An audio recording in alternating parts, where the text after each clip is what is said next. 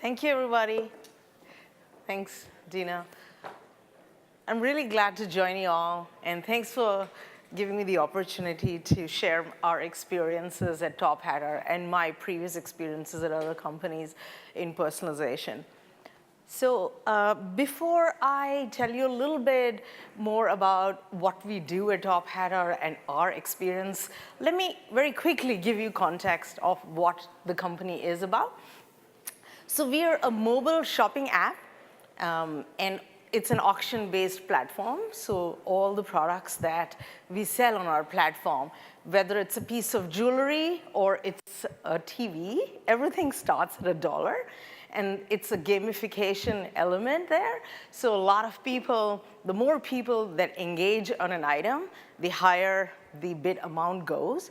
And the highest bidder, in 90 seconds, the auction ends, the highest bidder wins the item. So it's a really fun and engaging app.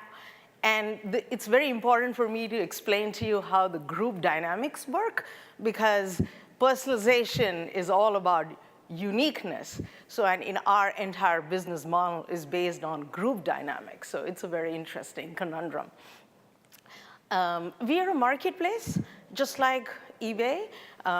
We don't, most of the sellers on our third-party sellers on our platform.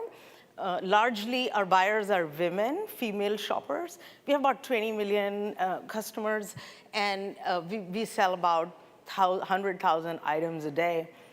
Because our app is very engaging, our sell-through rate is really high. Conversion rate is around 85%. So 85% of the items that are on our site end up selling. So we are here to talk about personalization. And like I was saying, the official definition of personalization is that you create unique content, you create unique offers, and offer it to your buyer. And the earliest that I can remember personalization, and I'm sure it's the same experience for all of you all, was with Amazon. Remember those recommendation engines? You bought an outfit, and it tells you there are 5 other sellers who can actually sell you a better item, cheaper item, but they're all within the realm, more like this, related items. Those were the basics of personalization. And they really go hand in hand with utility. What that means is if I am shopping for groceries, something that is very utilitarian, and something that I hate, by the way, I would love for you to personalize it for me. You know I buy milk, you know I buy eggs, so just like give it to me, and I'm gonna hit a button, and then we can go and buy it. But then that's only 50% of the market. What about the other 50%? The 50% of the market is utilitarian, the other is all about discovery. What I mean by that is, I'll give you another example. Many times I'm in a hurry, like all of you all are. We're very busy. So I'm at a traffic light. I have 3 minutes to kill. And what do I remember? I remember that I need to buy shoes for my CrossFit class. And what I do in 3 minutes' time, I go on Amazon, hit a term in my search bar. I know exactly what I want. And it gives me, the best option. And I pick the one in the buy box. And I'm done. I'm good. 3 minutes. The signal's green now, I've already bought what I needed. But then if I want to go to a party, a Halloween party, and I need to shop for shoes, I don't want to shop in 3 minutes. What I do want to do is I want to spend time on whatever other shopping app I'm on. I want to look at choices. Perhaps not only will I just buy shoes, perhaps I'll look at something that's totally unrelated to the party mode that I'm in. And that is discovery shopping. So too much personalization sometimes actually kills the joy of discovery. And so there are 2 other things that I feel I want to talk about. Not just too much personalization, but also personalization gone wrong. So my name is Sree, and it can also be a man's name. So a lot of times, I get served up really ridiculous recommendations. For example, I recently got an ad for gay men's dating sites, which really doesn't reflect who I am. And sometimes it can also get creepy. I'm also Indian. So somehow this car company has figured out that I'm Indian, and so they served me an ad in Hindi. I was so creeped out. I was like, you are literally racially profiling me? What are you doing with my data? What else can you do with it? I'm never going to buy that car brand, I'm sure of it. So it can get creepy. The third thing that it could also do is different example. So in retail especially, this is very common, is we understand the intent of the buyer. So we know how much further in the funnel are you. And not just by your behavior on our platform, but as you all know, because we have a lot of data about you and where you've been, how much have you researched the item. So we may not want to offer you a coupon because you're already going to buy it. So, or we may be offering you a different price because we think you are a wealthier customer. So that can also remove the transparency, which is the whole point that commerce went online. And sometimes it leaves you feeling, really, am I in like a bazaar in India or China where I'm haggling and I come away not knowing whether I've got a good deal or not? So we got to watch out for too much personalization there as well. Going back to the topic about discovery shopping and non-discovery shopping, another example is when I watch movies on a very well-known platform, I find that if I watched a comedy show, I'm always served up more and more movies that are comedy. But maybe I'm in a somber mood. I just cannot find any movies because they've personalized it so much for me. So I have to go to Google, go search for whatever my mood is telling me that I should look for, and then I have to find it on this movie platform. So these are some really big issues with personalization that we are seeing now. The other thing that I'm seeing that we see, especially at Tophatter, is people want social proof.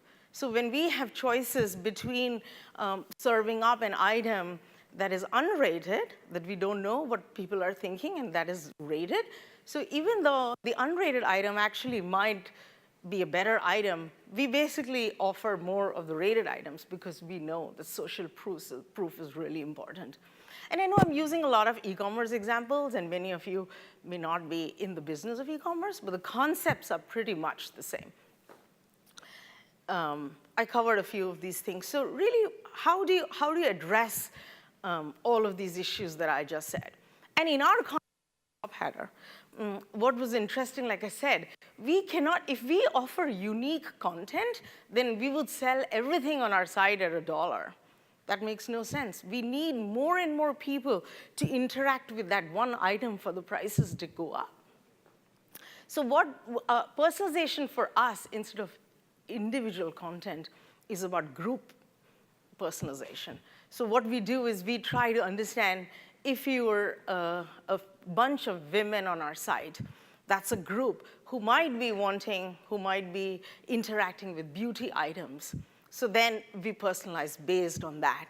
Or we look at demand signals that are the group of buyers, once again, have given us, and use data sciences to not overly personalize again, because we don't want to kill the joy of discovery, but to lead them in different directions and in affiliated or product affinities.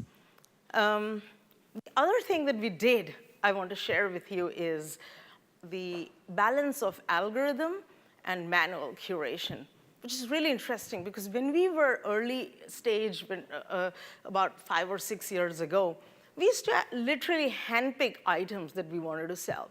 So the sellers and the people on our team used to pick items, and it was great. The buyers loved it because we kind of, every piece of it is handpicked. But then we couldn't scale it. So we started creating algorithms to make this work for us. So of course we grew, but here's what happened. It became soulless. It's all about data. It is all about things which may not always be by understanding the buyer's intent.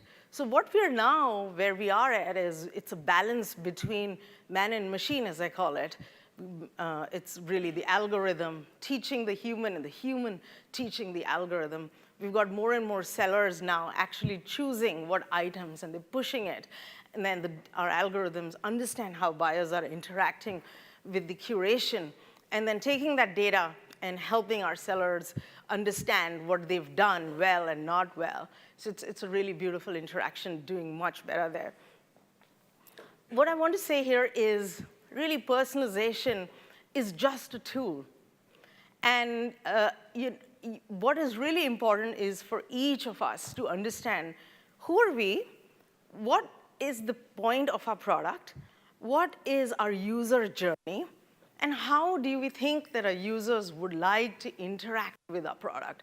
And use elements of personalization that makes it very authentic to us and our company, versus simply just following the herd and using buzzwords or doing things that may actually hurt in the long term versus helping. The other thing I want to say is that the last point is, let's not forget the social proof aspect and the influencer aspect, the community element, the soulless. Like I said, we are a discovery-based platform, and the algorithm made us soulless. There's something there about communities. There's something there about friends influencing friends, and then being able to put it all together and offering our buyers the best experience that they can have. That's all I had. Thank you.